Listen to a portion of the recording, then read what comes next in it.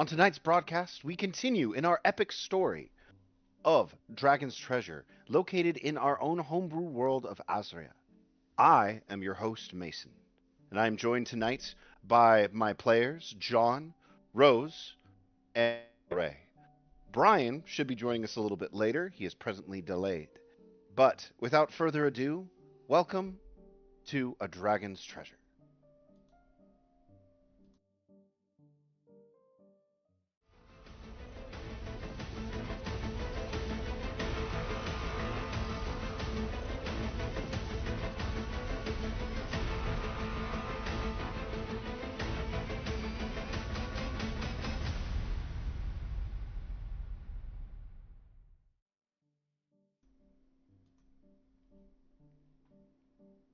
Come on now, you know he's going to read whatever's on the teleprompter. I know, that's why I muted him early. Oh, we're back? We're back. Oh, okay. Yeah, back to you, Ron. Oh, right. Okay. Okay, serious moment. Pause for everyone. Return to your emotional state. Okay. What do we know of death? We know of Hebel, the final flame, who governs the movement of souls into the next realm. We know of the hells, of the nine sins who rule over the sinful dead.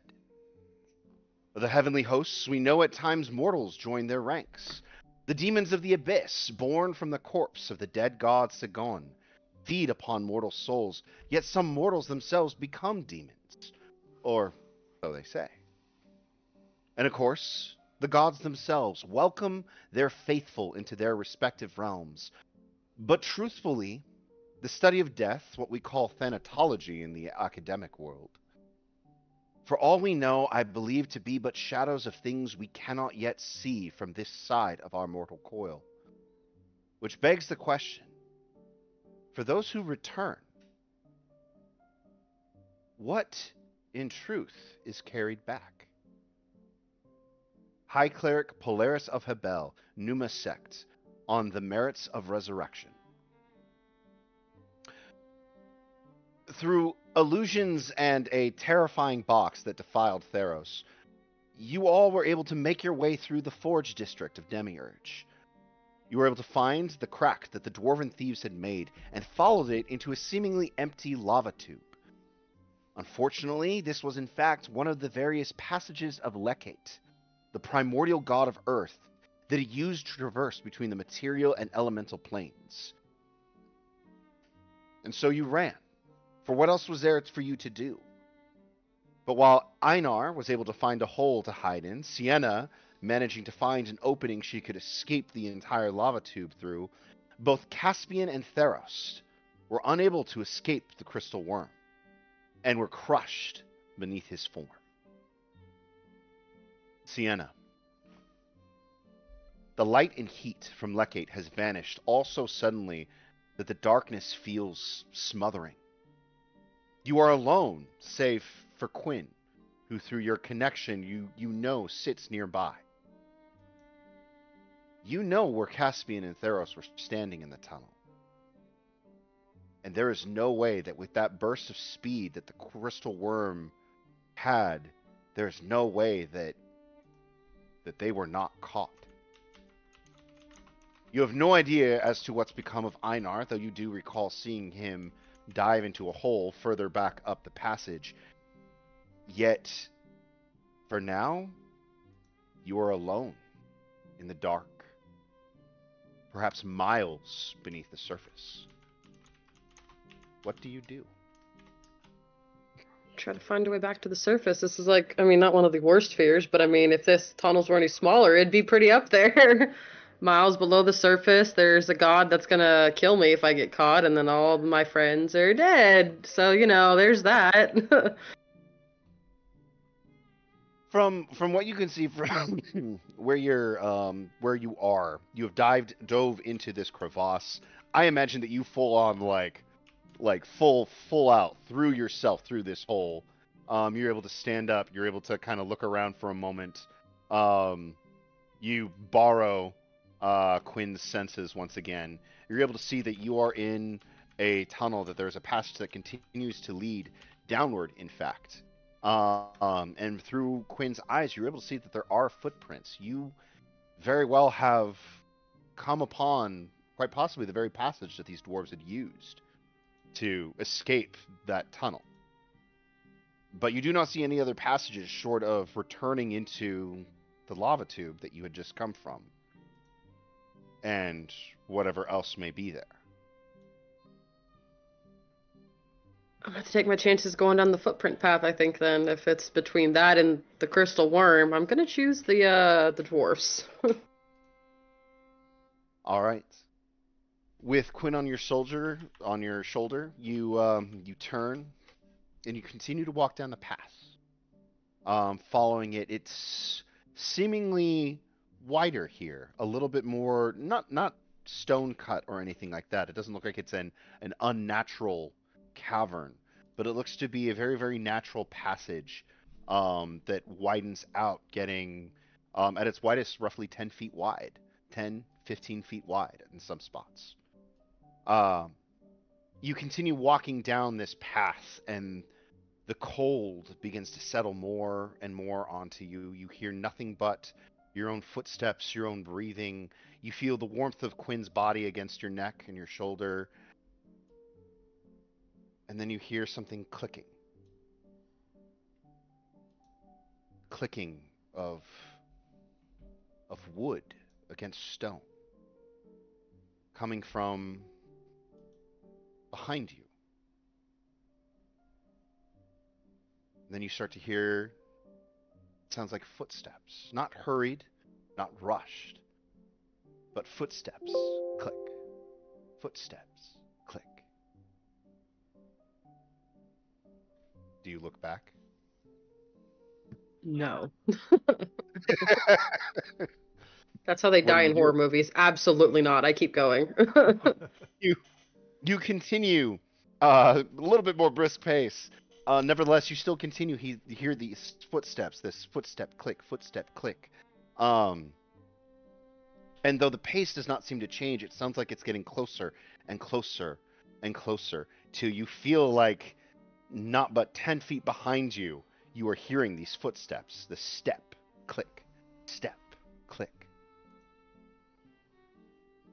Does it sound like a creature walking? Like an armor or anything walking with the click, or? When I say click, it sounds like almost like a stick, like a walking cane, clicking against the stone beneath your feet.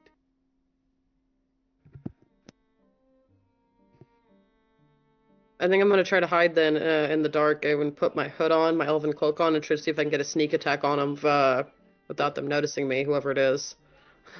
Go ahead and roll a stealth check.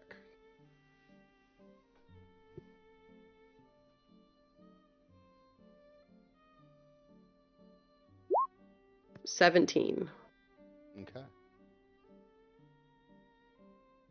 You continue forward for a good bit. You find this very tight corner that you step around, and you just immediately press yourself up against the rock, blending in your cloak very easily, making you look no different from the rock itself. As you kind of straighten up back and just watch, as from around the corner, you see a gentlemanly figure.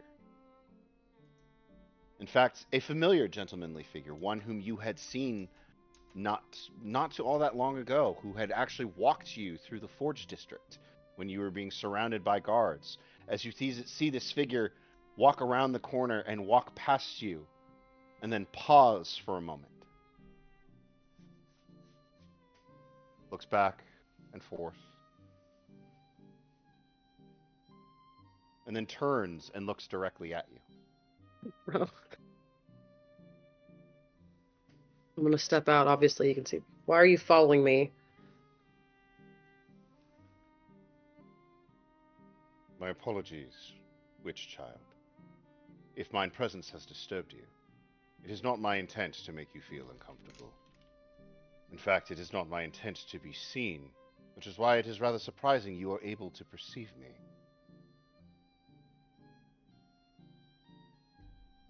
I am but here as an observer, meant to see what is occurring here, of this event, though it is strange that you are able to see me.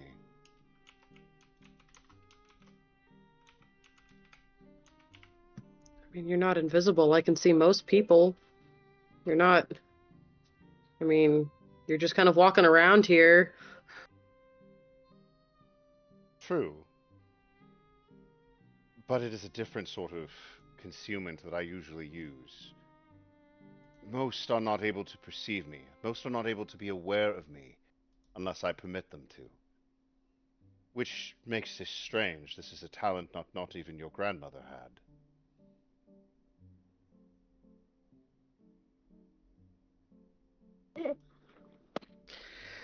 You know a lot of things about me that most people don't know. How'd you get past the crystal worm? Lecate's anger is directed primarily towards mortals. It is not an anger which he directs towards me. Because you're not mortal. Not in the conventional sense, no.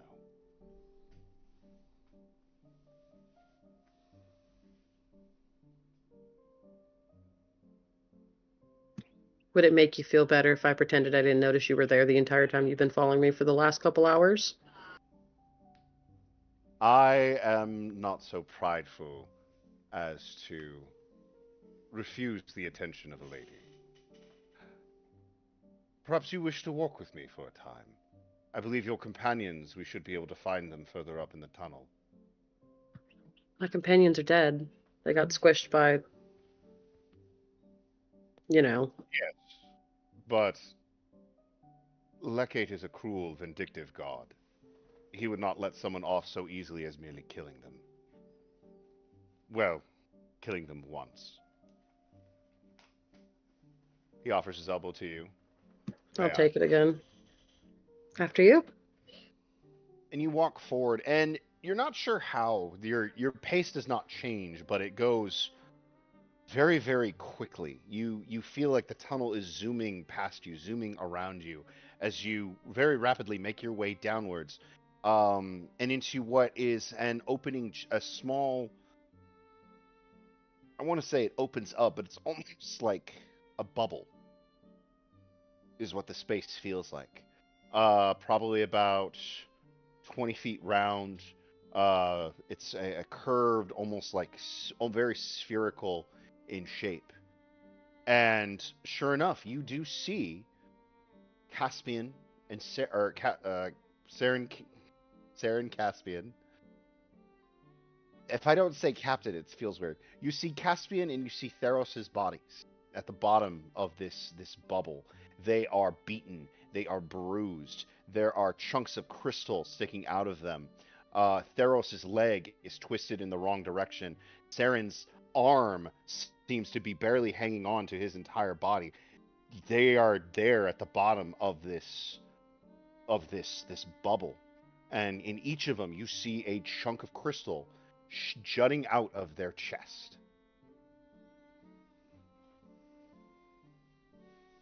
I would not rush to their aid quite yet. He hasn't quite finished. And you watch as, well, first you hear it, a humming, a tone, filling this room, filling this chamber. And you see as these chunks of rock that are sticking out of Saren and Tharros begin to shake and begin to pull out, emerge, and fall off to the side. You see Saren's arm slowly snap back up and into position, righting itself in alignment. Tharros' leg, with a very loud crunch, shifts back into position. But the rock that is through each of their chests sinks into their chest cavity and closes up. Saren and Tharros, you both breathe suddenly on the floor of this chamber. Life pours back into you. You are beaten, you are battered, you are both mechanically at 1 hit point each. And you are both also suffering 1 point of exhaustion. but you are restored to life. You both recall this gigantic crystal worm bearing down on you, running over you. You recall being pierced and crushed and smashed all in an instant. And then darkness. And then the tunnel where you are now. You awaken in this space with only seeing each other and Sienna looking over the two of you. Oh, am I dead? Oh, am I dead? Because you look just like the devil.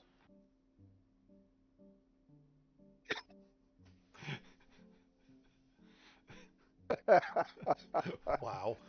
That's like the most backhanded compliment ever. They say that the devil comes to you as beautiful as he can. Be gone with you. Fine, then I won't help you out of here, and I'll go over to Tharros. I'm gonna start recitations to God. I'm gonna start reciting prayers. I think she's the devil. Sir Tharros, Make a religion check. Sir Tharros jumps up and like looks around, claws out like ready to fight or something, and he realizes where he is. It's just like, oh, and he's down on one knee. He's like, oh my god. I was gonna say, as the small burst of adrenaline wears out, your legs become jelly. You drop to a knee. Wait, Sin, is that really you? Did you make it? Are you okay? I'm fine. However, I I feel terrible. I was told it's not over yet either, so we should probably figure something out before it comes back and has its fun with you again. I won't be doing that ever again. Oh, I do think I got a hit on it before it actually killed me. At least I hope I did.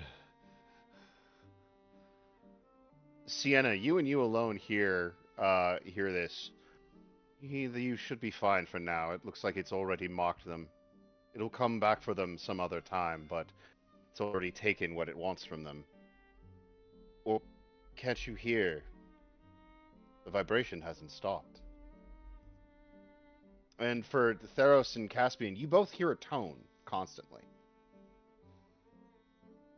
He thinks that's just part of like getting run over and crunched and whatever happened while we were asleep, and now back he just thinks it's a symptom of being so hurt. Can I still see the figure? You can still see him, yeah. He's standing at the entrance. But neither of these other two are able to see him or perceive him. Telepathically, before I go to wrap my arm around Tharros to help him up, since he can't stand, I'm going to telepathically tell him thank you. And then I'm going to go to try to help Tharros up so we can get out of here before they come, before this thing comes back. Okay. I'm gonna close my eyes for 1 minute, and I would like to meditate. Okay. As you meditate, you do note that that tone feels constant. And as you try to concentrate, and while you're meditating, as you try to concentrate on your breathing, on your heart rate, you try to concentrate on your heart rate. You don't feel a heart rate. You don't feel a heartbeat. You feel just that tone constantly. You feel a vibration in your body. That's tomorrow's problem.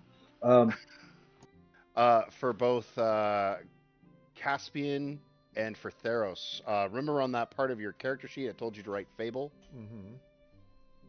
Under that, I would like both of you to write down Crystal Heart.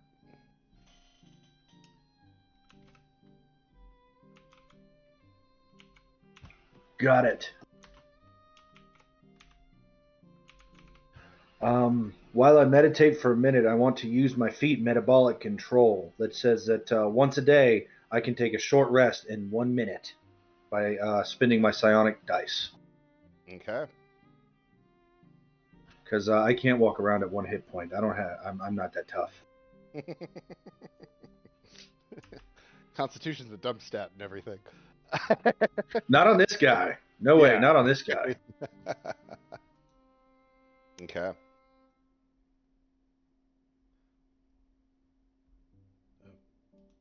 Tharros, are you doing anything during this time?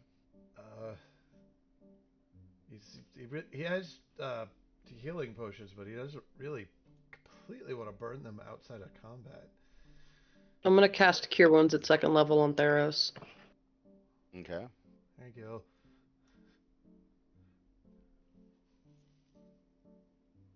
How does that look for Sienna? How does her healing magic appear? I imagine it's similar to most of her abilities, where it's that like silver flame light that comes out of her hands and wraps around some of his wounds, and almost like lays on top of his wounds like a silver flame, almost like he's on fire as it slowly stitches together his skin. So my eyes will slightly get a little silvery with a little bit of smoke, and like come off my fingertips and just wrap around his wounds before it starts stitching it up, almost like a silver thread. Neat. I like that. You know, Sienna, that will never not be cool.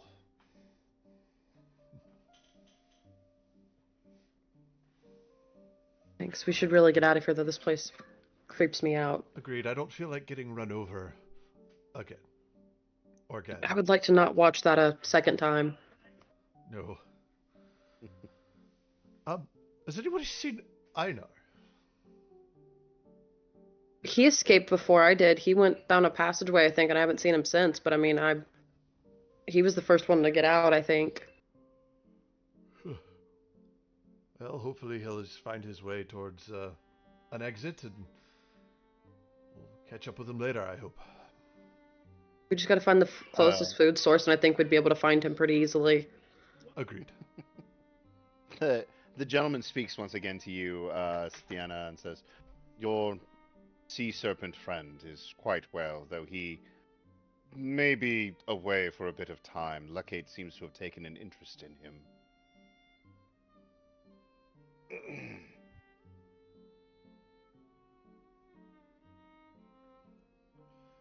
So, which way should we head?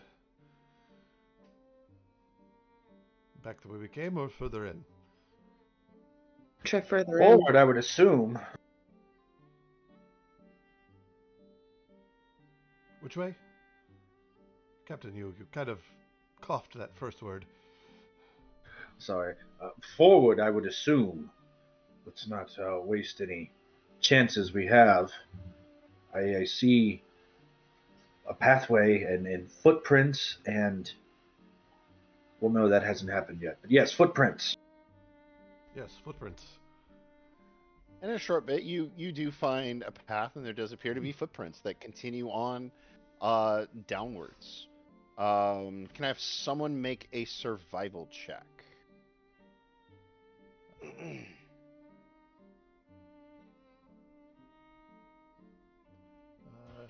29. Very nice. Judging by the footprints, there's a good couple hours. They're a good couple hours old. The day is starting to wane, but the pace of these guys does appear to have slowed down from some of the initial footprints that you've seen. They're traveling, but they appear to be fairly confident of their lead, you would guess.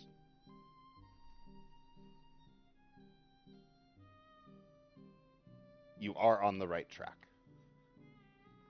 I take it the lightning flashies has stopped. I'm sorry, say that again? The lightning flashy in the walls have stopped? Yes. You are out of that main lava tube passage. You are well outside of that. This has been a side passage that looks like it's rough around the edges, but does appear to be natural. It doesn't appear to be smooth and rounded like the lava tube was. Except for the chamber that you woke up in, which was a very, very smooth, round, kind of bubble shape.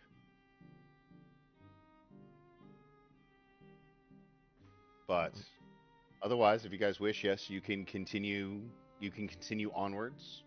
You do get a distinct feeling from the footprints that it will be hours, quite possibly, before you manage to catch up to these dwarves. And you will catch up to them. You get the distinct feeling their pace is slowed. They feel confident. They're not rushing. A good march would be able to get you caught up to them. However, you are weakened, and you are down a companion at the moment. And 2 of you have a point of exhaustion. Yes. Speaking of healing, how much did I get? I think Roll20 said 10. Okay. Yeah. Did you upcast it? Yeah, that was upcast at a 2nd level. 13 then.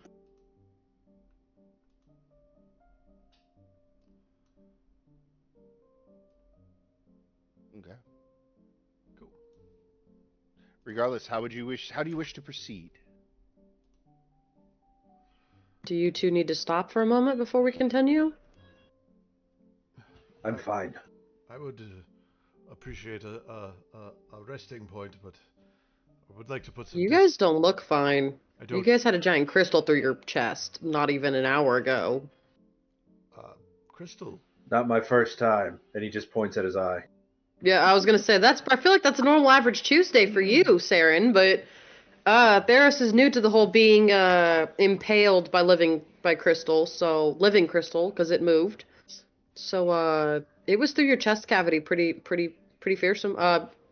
There were some other things too, but that was the most standoutish point. Also, curiously, you wouldn't happen to have a mark on you that's new, right? Like, I don't know, let's say it took something it wanted from you, and now you guys are marked by it, and it's not done hunting you yet, and you may or may not have something on you that it's going to use to try to find you later? You wouldn't happen to have anything like that, right? No weird tattoos on your chest area where the crystal impaled you? Nothing. Oddly specific. Are you trying to get me out of my shirt now? You wish. I just woke up. Well, if we rest, if there's parts of I can't see my back, maybe there's a mark there, but he opens his chest and it's like, does he see Is there anything? Is there an obvious mark there or anything? Well, I mean, he has an original scar on there that from a previous wound, but you do notice there is a fresh scar.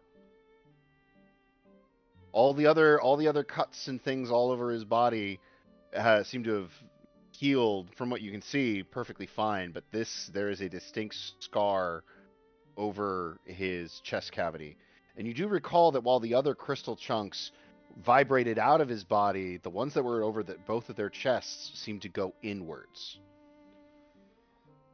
That's a new scar.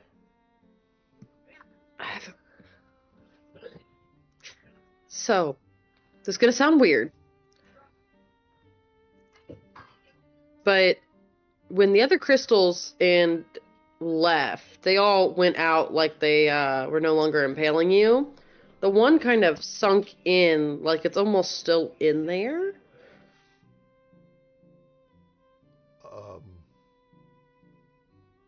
That would be peculiar. But I don't. I fear you'll find you no longer have a heartbeat, Tharros. Well, I guess I know what it took from you then, huh? Well, that answers that question. As you check for a pulse, you don't find a typical pulse, but you do feel a vibration, almost like you would if you were had your hand on a hose that had a very high pressure water moving through it. Your blood is moving, but there is no pulse. There's no beat. It feels like it's vibrating. There's no pulse there. Well, now you'll find that your moniker can be Bronze Heart and Jim Heart. What is it with the heart nicknames? I mean, Bronze Heart's cool. Crystal Heart, that could be cool. It's a work in progress. Jim Heart. There's something here. We need to continue to workshop it. I'm no bard, but there's potential. I can feel it. Oh, yes.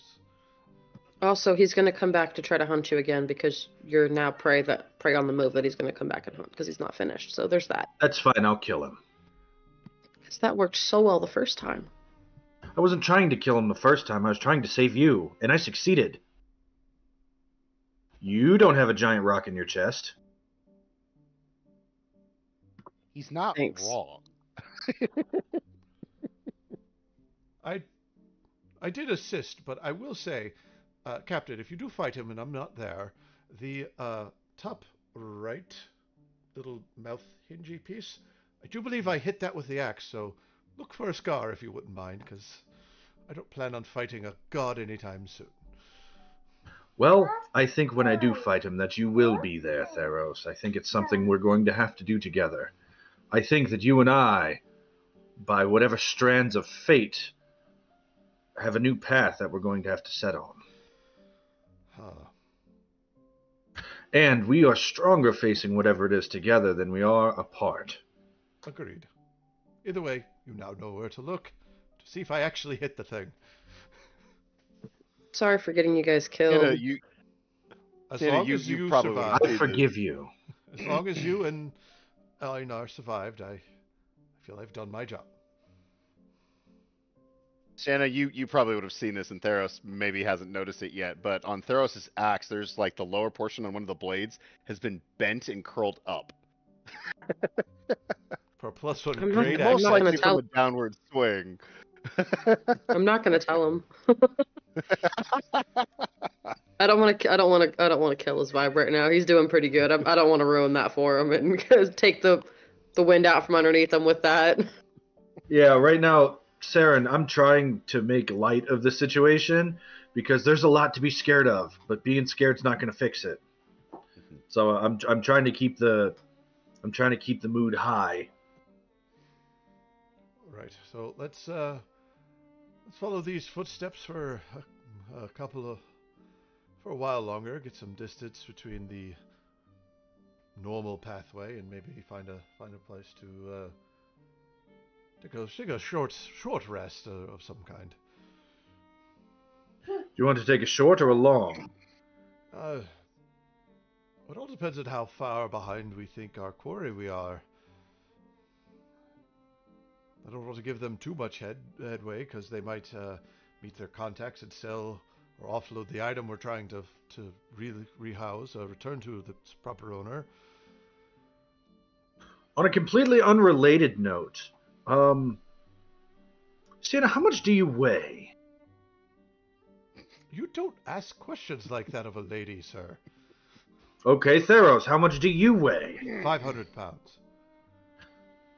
See, that's too much. Sienna, do you weigh less than that? Yes. Sienna's like what, like 2 feet shorter than Tharros? You could probably stack 2 Siennas next to each other and get his width. I don't know.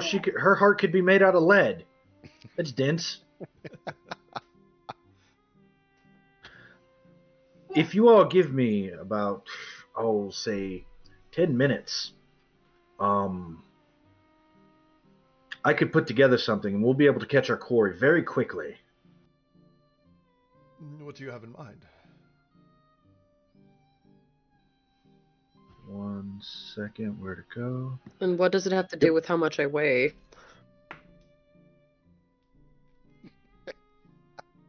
Well, and I'm going to pull out my book. I still have my book. I still have my Yeah. stuff. You have all your I bought the equipment with book. you. All your stuff is there. Fantastic. It's my ritual book. And I'm going to say, you see, I have this one ritual here that the wizard taught me. Right there it is, floating disc. Whatever I put on this disc stays 20 feet behind me. And I have this other ritual, and I flip to the other side of the book, and he says, it's called Phantom Steed. And this summons a fast freaking horse. So if I, and presumably Tharros, because he's too fat for my floating disc, sit on the steed, then you, Sienna, being that you do not weigh 500 pounds or more, 500 is the magic number, sit on the disc and will stay 20 feet behind me while This phantom steed shows us the meaning of speed. Fat? I could have sworn I was at 1%.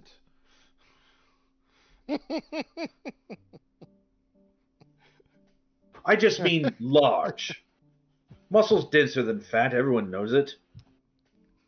Can your ghost steed be imbued with magic to help it along? I think I could make it faster. Hold on, let me look at the details. Also, not at all what I had in mind. I thought you were going to launch me in a catapult at them and hope for the best. I just saved you. I died saving you. You wound me. Straight to my heart. You called me the Whoever that may devil. be. You called me the devil. As soon as you opened your eyes, you called me the devil. I got destroyed by a giant monster and woke up and saw a tempting figure in front of me. I thought I was being persuaded to sell my soul. Where is Instead, your it's head just at? to travel with a redhead. Where's your head at, sir? Well, the first thing you wake up and you expect to see the devils. I expect to see the sun and angels. Well, at least we know where Saren's going. Let's see. Oh, a large quasi-real horse-like creature. So it is a creature, so presumably it could be affected by anything that can affect a creature. Yep. So it constitutes a creature. I believe it has like literally 1 hit point. It has the statistics of a riding horse, except it has a speed of 100 feet and travel 10 miles an hour. If it ever takes damage, any sort of damage, so effectively 1 hit point, it starts to fade over the course of a minute. Yeah. So it turns into cover.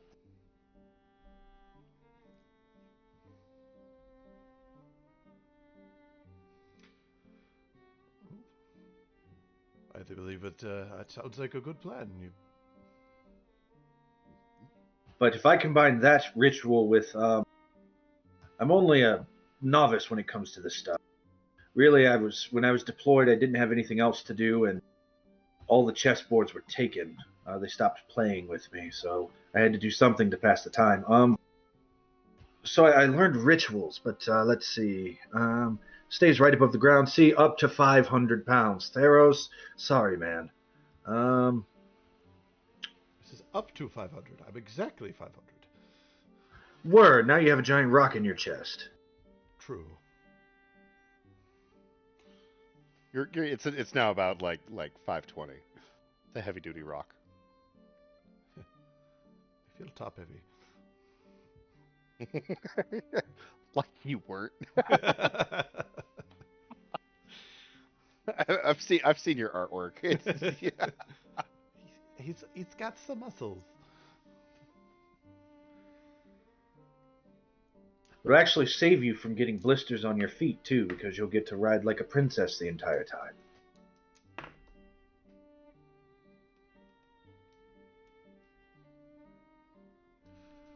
Judging by the look of your shoes, that's not something that happens very often for you, Sienna. Allow me to help you.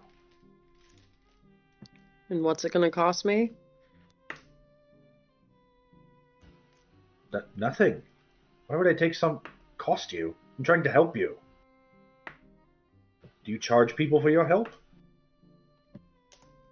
No, but you called me the devil. I already explained that away. I don't think you did. They say that the devil comes to you as something beautiful. I opened my eyes and immediately saw something beautiful offering help after I died. I thought it was a devil trying to steal my soul and send me to the, well, freed lands. Ugh. 2 things. 1, oh, you think I'm pretty. 2, what's wrong with the Freedlands? It lacks the finer touches of civilization that only the Imperium can bring. No, it doesn't. There's nothing wrong with the Freedlands. It's a beautiful place to live. Every area in the freed lands is ruled by the richest person. That's a terrible way to live. In the Imperium, we believe that people have unalienable rights. In the freed lands, you have to bend and dance to whatever ways the local merchant lord bends you. It's terrible. No, you have to be the strongest and the richest to survive. It's perfectly fine. It weeds out the weak. The The way that you treat the weakest member of your society weighs what it is about your society that will be remembered. And our weakest are stronger than your weakest. We don't coddle our weak. They're strong. Bag of popcorn appears in Tharros' hands. The popcorn. Old Lady inflates faster Gertrude than could throw a Tharros. punch. I'm just telling you, if you take her pie on a Sunday, Old Lady Gertrude could throw a punch, okay? She can swing hands with the best of your military. She's pretty tough out there. Why would I steal a pie from an old lady? See, this is exactly what I mean.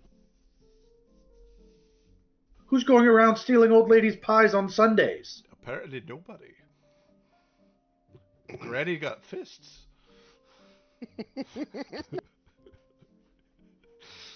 I like that. Oh, I forgot to mention this at the beginning. But for how well you guys actually did during the chase sequence with Lekate, everyone gets inspiration. Yay. As a reminder, my inspiration is a D20 reroll or a D6 added onto your roll. It's either or, but you can't do both. And they don't run out. They don't expire. Sweet.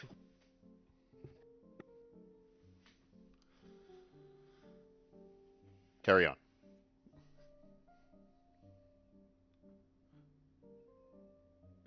Yeah, that's all I was saying. I was worried that evil had finally found its way to my doorstep and disguised itself as a flower.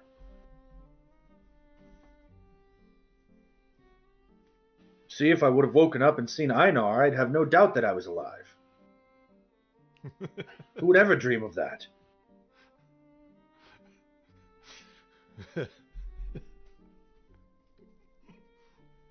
I'm sure Loaf has a dream or two. I'm not sure, but I'm just saying, if you ever get tired of hacking off heads and mercenary work, either of you would have a wonderful future at any pleasure house in the land.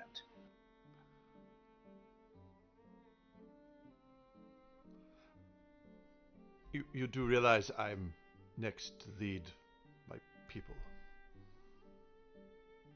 Directly Like I said, if.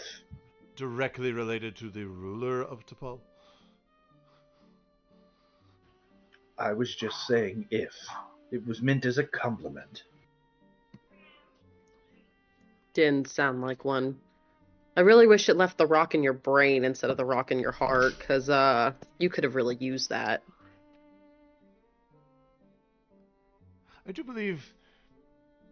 Oh yes, because I need another rock in my head. You're absolutely right.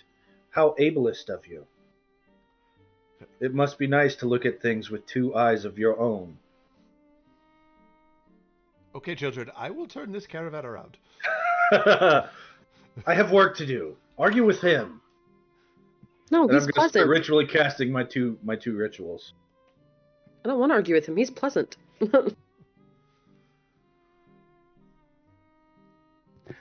A typical military man, meaning well, coming off rough.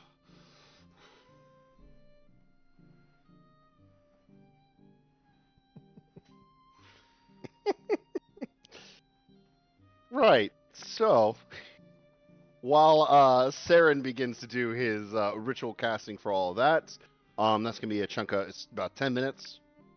It's 10 minutes each. It's going to be 20 minutes. And since she was so smart alecky about it, I'm doing floating disc first. Okay.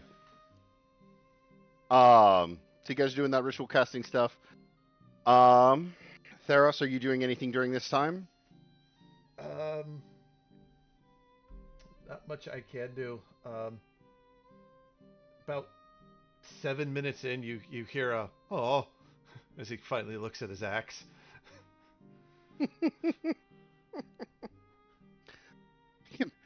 Blacksmith can buff that out. Yeah. You see him, if you pay attention to him, you see him kind of trying to just get the U out of it, because that's not going to be helpful if I have to hit someone. Sienna, are you doing anything during this time? Okay. partway through this, you do notice that same gentlemanly figure, kind of on the passage that leads further, just sort of standing there watching, and in a moment when he catches your eye, he sort of motions over for you. I'm gonna start whistling and walk over like I'm looking at rocks and stuff as I slowly start making my way nonchalantly over there. It's actually really cool. You guys happened on a layer that's got a couple strata in it, so it's actually really cool. I'm gonna pretend to But as like, you- oh, look at that, and just kind of, Found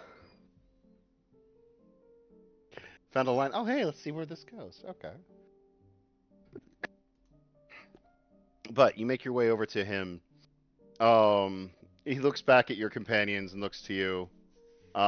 It's still difficult to see because you cannot see his face. His face is covered in shadow. But he looks to you and says, "The companions are entertaining. But I've also seen the people you're going up against.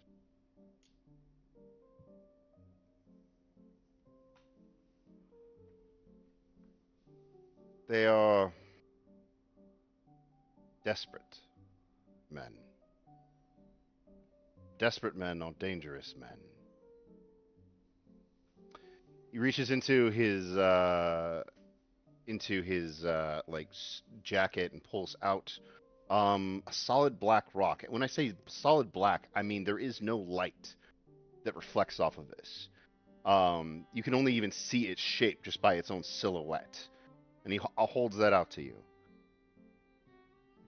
In Thank case you. of emergency. And it is cold to the touch, frigidly cold.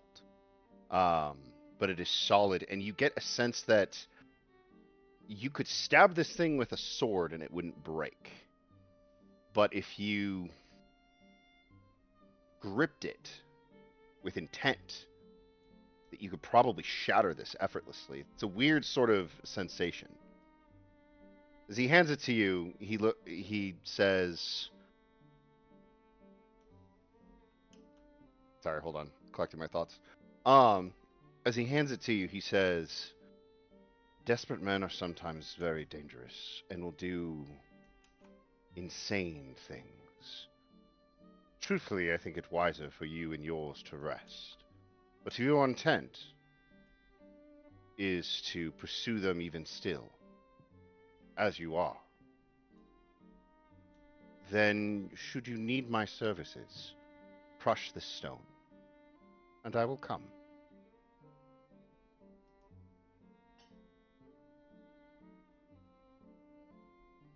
If I asked you what your services are,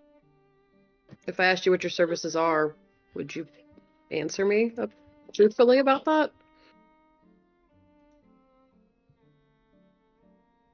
General rule is if you have to ask someone for if they are telling the truth, chances are you will not believe them. But I will assure you of this, that there is no cost that you or your companions will have to pay. The cost for this will come from elsewhere. Others will pay for this. Others have paid for this. As for what it entails,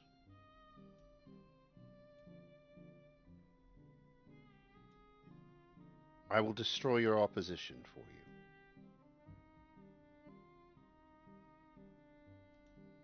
But it is something you must choose. There are rules about these things. I cannot come if you are merely in danger. You must call me.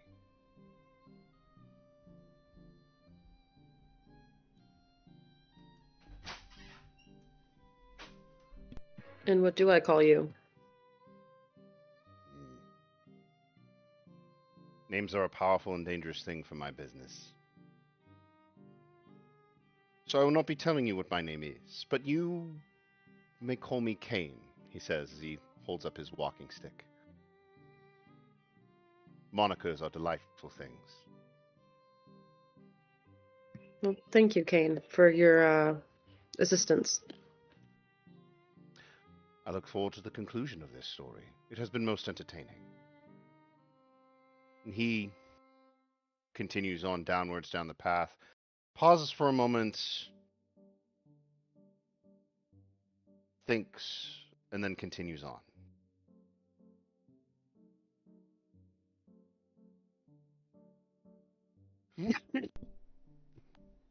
All right.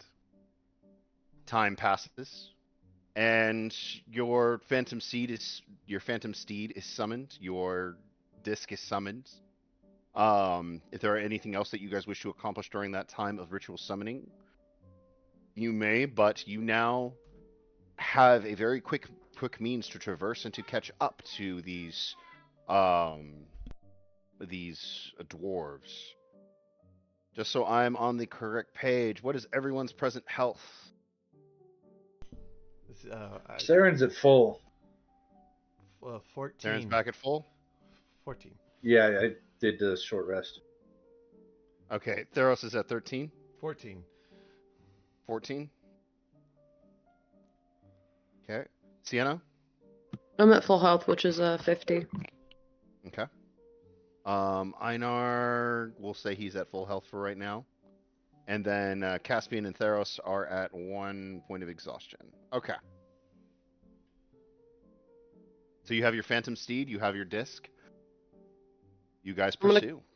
I'm gonna cast a Long Strider on the Phantom Steed before we go. That was what I was gonna do to buff it. Okay, so that's an extra 10 feet of It's an movement? extra 10 feet, so it moves 110 feet, so 220 feet per round. I am going to cast Expeditious Retreat on it, so that'll make it 330 feet per round. So that'll be 3,300 feet every minute, which is a little more than half a mile. Okay, you guys are going to very effortlessly be able to catch up. But for this, because we're going to be getting into stuff and because Brian just showed up, we're going to take a quick, say 5-10 minute break for people to get hydrated, so that our cameras can get adjusted, all that fun stuff, and we will be back, then.